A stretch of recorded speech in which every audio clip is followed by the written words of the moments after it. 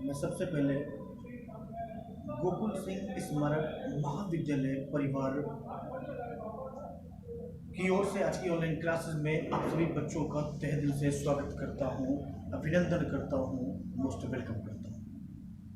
बच्चों, आज की मेरी जो ऑनलाइन की क्लास है वो है डीएलएड प्रथम सेमेस्टर। डीएलएड प्रथम सेमेस्टर के सभी बच्चे ध्यान देंगे। आज की उनकी जो ऑनलाइन की क्लास है, जो उसका सब्जेक्ट है वो है शिक्षण अधिगम के सिद्धांत। शिक्षण अधिगम के सिद्धांत नामक विषय के अंतर्गत आज की मेरी ऑनलाइन क्लासेस की जो टॉपिक है, जो प्रकरण है बच्चों, वो है शिक्षण प्रविधियों का वर्णन। याद रखिएगा, डिस्क्रिप्शन ऑफ टीचिंग टेक्निक्स। शिक्षण ये प्रविधियों का वर्णन है, हम आपको बताने चल रहे हैं। यदि हम आपको एक बात बता दें, अगर हम प्रविधि की बात करें तो प्रविधि का अर्थ होता है, ध्यान से सुनिएगा सभी बच्चे, प्रविधि का अर्थ होता है पाठ्य वस्तु को विभिन्न तरीकों से प्रस्तुत करना। जिन पाठ्य वस्तु को आप विभिन्न प्रकार के अनेकों तरीके से आप प्रस्तुत करते हैं, उसी को प्रविधि कहा जाता है। और शिक्षण प्रविधियां या रीतियां शिक्षण की जो प्रक्रिया है ना, उस शिक्षण प्रक्रिया में रोचकता, प्रभावशीलता, सरलता लाने के लिए आवश्यक मटेरियल है, आवश्यक उपकरण है, या ये कह सकते हैं सबसे जरूरी सामग्री है। शिक्षण विधि या प्रविधि में जो अंतर होता है ना, एक होता है शिक्षण विधि और एक होता है शिक्षण प्रविधि। शिक्षण विधि और शिक्षण प्रविधि में केवल डिफरेंट इतना होता है बच्चों, अंतर केवल इतना होता है, मात्र इतना है कि शिक्षण विधि का प्रत्यक्ष संबंध शिक्षण के उद्देश्य से होने के कारण शिक्षण विधि शिक्षण को दिशा व गति प्रदान करती है, किंतु शिक्षण जो प्रविधि होती है ना, वो शिक्षण प्रविधि प्रत्यक्ष रूप से, या हम ये कह सकते हैं शिक्षण प्रविधि का संबंध जो है वो प्रत्यक्ष रूप से शिक्षण के उद्देश्यों से ना होकर के शिक्षण विधियों से होता है, और उद्देश्यों से शिक्षण प्रविधियों का अप्रत्यक्ष संबंध होता है।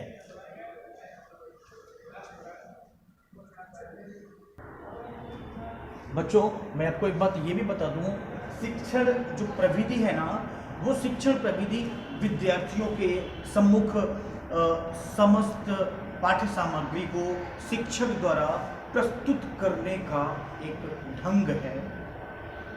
शिक्षण विधि में, याद रखिएगा, शिक्षण विधि में कैसे की भावना होती है, जबकि शिक्षण प्रविधियों में किसके साथ का भाव निहित होता है। अगर हम इसका एग्जाम्पल ले लें, उदाहरण के लिए हम ये कह सकते हैं कि कोई भी शिक्षक भाषण के द्वारा पाठ को या विषय वस्तु को विद्यार्थियों के सम्मुख जब प्रस्तुत करता है तो ये भाषण विधि मानी जाती है। और भाषण विधि का प्रयोग करते समय वह अपने भाषण में शिक्षण को प्रभावी एवं सरल तथा बोधगम्य बनाने के लिए कहानियाँ, प्रश्नोत्तर, उदाहरण, स्पष्टीकरण आदि प्रविधियों का प्रयोग करता है। बच्चों, कुछ शिक्षण प्रविधियों का वर्णन निम्नलिखित है। आपके सामने बहुत सारे शिक्षण प्रविधि लिखे हुए हैं, आइए हम आप चर्चा करते हैं। प्रश्नोत्तर विधि, विवरण प्रविधि, वर्णन प्रविधि, व्याख्यान प्रविधि, स्पष्टीकरण प्रविधि, कहानी कथन प्रविधि, निरीक्षण एवं अवलोकन प्रविधि, उदाहरण प्रविधि, खेल एवं गतिविधि प्रविधि, समूह चर्चा प्रविधि, प्रयोगात्मक कार्य प्रविधि, वाद विवाद प्रविधि, कार्यशाला प्रविधि, भ्रमण प्रविधि। इतनी प्रविधियां हैं जो हम आपको बताने चल रहे हैं। याद रखिएगा, सबसे पहला पॉइंट है प्रश्नोत्तर प्रविधि। बच्चों, मैं आपको बता दूं कि प्रश्नोत्तर प्रविधि का निर्माण एथेंस के प्रसिद्ध दार्शनिक सुकरात ने किया था। इसलिए इस विधि को, ये जो प्रश्नोत्तर विधि है ना, उसको सुकरात प्रविधि के नाम से भी जाना जाता है, क्योंकि प्रश्नोत्तर प्रविधि का जो प्रयोग था, वो निर्माण था, वो एथेंस के प्रसिद्ध दार्शनिक थे। सुकरात आपने नाम सुना होगा, इसलिए इस प्रश्नोत्तर प्रविधि को सुकरात प्रविधि भी कहा जाता है, याद रखिएगा। और ये जनतांत्रिक व्यूह रचना में अपने आप में एक सबसे अच्छा मायने रखता है। दूसरी चीज ये है कि सुकरात का जो विचार था, सुकरात का विचार ये था कि शैक्षिक पाठ्यक्रम को इस प्रकार से रेखांकित किया जाए, इस प्रकार से प्रस्तुत किया जाए, जिससे बालक यथार्थ एवं सत्य की जांच कर सके और उसे अपने अंतर्मन में ग्रहण कर ले, आत्मसात कर ले। और मैं आपको बता दूं कि जैसे ये होता है ना कि प्रश्न की भाषा स्पष्ट व निश्चित होनी चाहिए। भाई प्रश्नोत्तर प्रविधि में यही सारी चीजें तो आती हैं, जिससे छात्र प्रश्न को भली भांति समझ सके। प्रश्नों की रचना बालक की व्यवहारिक भाषा के अनुसार की जानी चाहिए। प्रश्न उद्देश्य के साथ संबंधित होने चाहिए। एक प्रश्न में एक ही विचार होना चाहिए या उससे अधिक विचारों वाले प्रश्न बच्चों को उलझन में, कंफ्यूजन पैदा करने में डाल देते हैं। शब्द लोक प्रधान प्रश्नों से यथासंभव बचने का प्रयास करना चाहिए।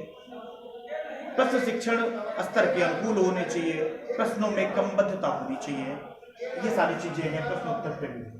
दूसरा मैं आपको लेकर के चल रहा हूं बच्चों, आपके सामने लिखा हुआ है विवरण प्रविधि। बच्चों दूसरा है विवरण प्रविधि। बच्चों मैं आपको बता दूं, विवरण देना भी एक कला है और इस कला में निपुण होने के लिए शिक्षक अपनी कल्पना शक्ति का सहारा लेते हुए किसी वस्तु या घटना का विवरण इतने उत्साह एवं प्रभावशीलता के साथ करता है कि कक्षा के सभी छात्रों को उसका ज्ञान सरलता पूर्वक हो जाता है। और मैं आपको बता दूं, दूसरे शब्दों में विवरण द्वारा ये कह सकते हैं कि छात्रों के मस्तिष्क में वस्तुओं एवं घटनाओं के मानसिक चित्र इतने सजीव ढंग से प्रस्तुत किए जाते हैं कि वे पाठ्य वस्तु को आसानी से समझ लेते हैं। भाई विवरण के कथन को शिक्षक स्वकथन भी कहा जाता है। विवरण देने का उद्देश्य छात्रों के मस्तिष्क में उसका मानचित्र, उसका मानसिक चित्र बनाना है, जिससे छात्र विषय वस्तु को पूर्णता के साथ समझ सके। तीसरा है वर्णन प्रविधि। बच्चों तीसरा हम आपके सामने लेकर के चल रहे हैं वर्णन प्रविधि। मैं आपको बता दूं बच्चों, जिस प्रविधि के माध्यम से किसी विषय वस्तु एवं घटना का छात्रों के समक्ष पूर्ण शाब्दिक चित्र प्रस्तुत किया जाता है, उस प्रविधि को वर्णन प्रविधि कहा जाता है। इस प्रविधि के माध्यम से किसी घटना या दृश्य या नियम तथा सिद्धांतों का विस्तार पूर्वक वर्णन किया जाता है। और वर्णन प्रविधि को सफल बनाने हेतु कुछ सुझाव है, मैं आपको बता रहा हूं। जैसे वर्णन विषय वस्तु से संबंध होना चाहिए, वर्णन की भाषा शैली सरल एवं स्पष्ट होनी चाहिए, वर्णन समग्र रूप में किया जाना चाहिए, वर्णन क्रमबद्ध और आवश्यकता के अनुसार होना चाहिए, वर्णन अपने स्तर के अनुकूल होना चाहिए। ये तो आपको हो गया वर्णन प्रविधि। नेक्स्ट मैं आपको लिए चल रहा हूं बच्चों व्याख्यान प्रविधि। बच्चों नेक्स्ट है व्याख्यान प्रविधि। मैं आपको बता दूं, व्याख्यान प्रविधि सबसे प्राचीन प्रविधि मानी जाती है। प्राचीन शिक्षा प्रणाली के अनुसार हमारे देश में उच्च शिक्षा व्यवस्था गुरुकुल में प्रदान की जाती थी। गुरु द्वारा शिष्यों को उपदेश दिया जाता था तथा वे उदाहरण के द्वारा अपनी बात को स्पष्ट करते थे। और व्याख्यान प्रविधि का प्रयोग कब किया जाता है, मैं आपको बता दूं कि संक्षिप्तीकरण हेतु किया जाता है। व्याख्यान प्रविधि का प्रयोग संक्षिप्तीकरण हेतु किया जाता है, प्रेरणा प्रदान करने के लिए किया जाता है, समय को बचाने के लिए किया जाता है, स्पष्ट करने हेतु प्रयोग किया जाता है, होमवर्क देने के लिए, बच्चों को गृह कार्य देने के लिए व्याख्यान प्रविधि का प्रयोग किया जाता है, और बच्चों को विषय वस्तु के माध्यम से प्रेरणा प्रदान करने के लिए भी व्याख्यान प्रविधि का प्रयोग किया जाता है। नेक्स्ट है बच्चों स्पष्टीकरण प्रविधि। बच्चों नेक्स्ट मैं आपके सामने लिए चल रहा हूं स्पष्टीकरण विधि यानी एक्सप्लेनेशन टेक्निक। एक्सप्लेनेशन टेक्निक का मतलब होता है स्पष्टीकरण प्रविधि। मैं आपको बता दूं कि जब किसी विषय वस्तु या घटना को अच्छी तरह समझना या समझाना स्पष्टीकरण कहलाता है। जब एक शिक्षक अपने बच्चों को किसी विषय के लिए विषय वस्तु के साथ या किसी घटना को अच्छी तरीके से आपको समझा दे, वही स्पष्टीकरण प्रविधि कहलाता है, वही एक्सप्लेनेशन टेक्निक कहलाता है। और इस स्पष्टीकरण विधि को उद्घाटन विधि भी कहा जाता है।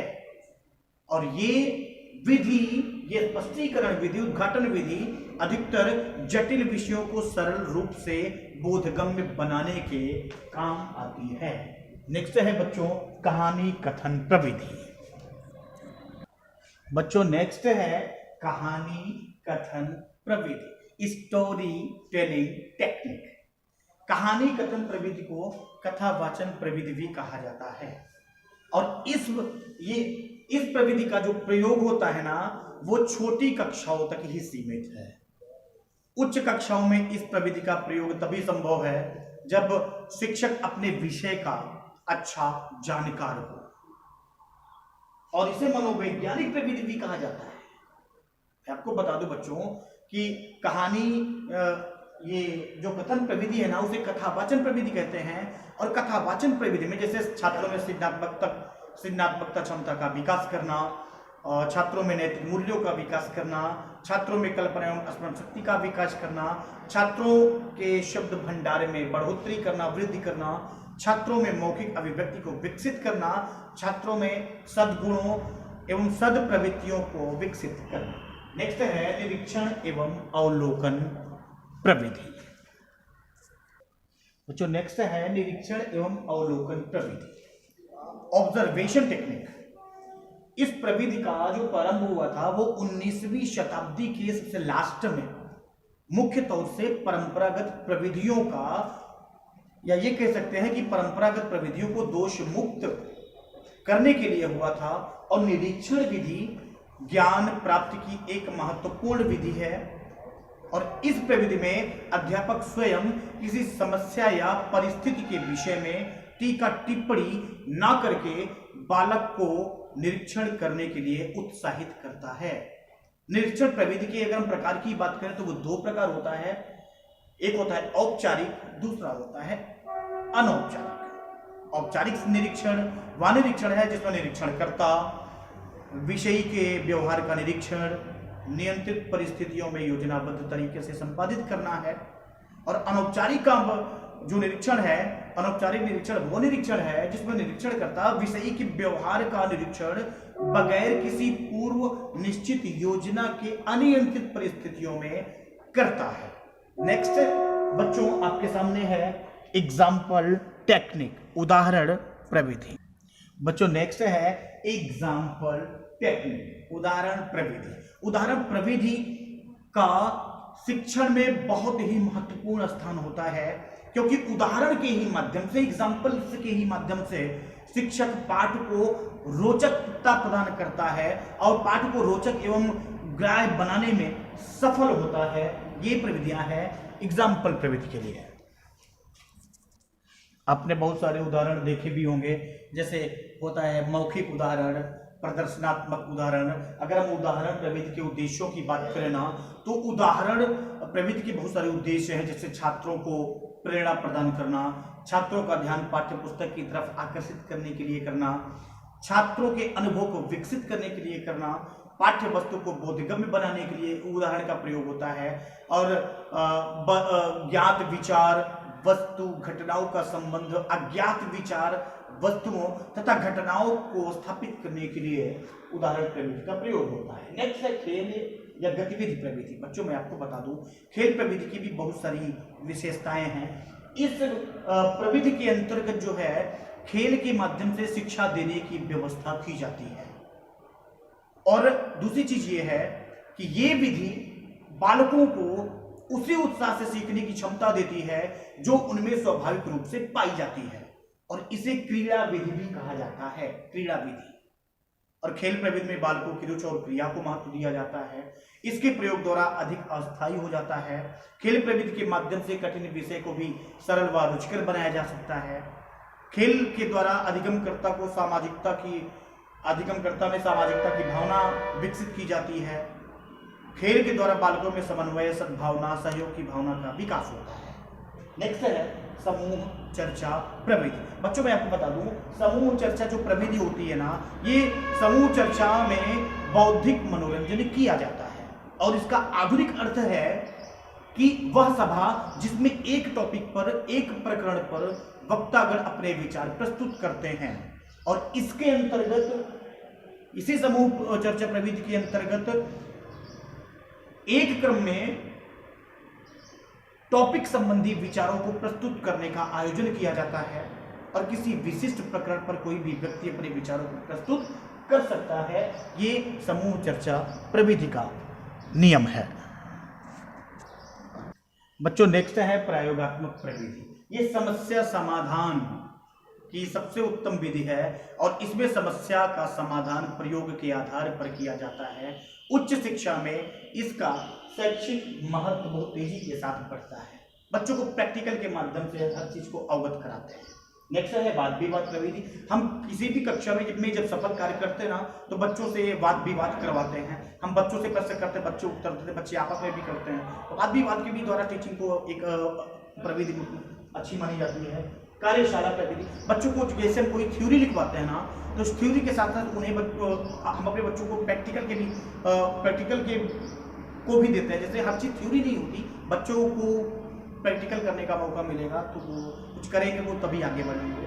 लेक्चर है भ्रमण भी। हम टूर के भी माध्यम से, हम पर्यटक के भी माध्यम से, हम पर्यटन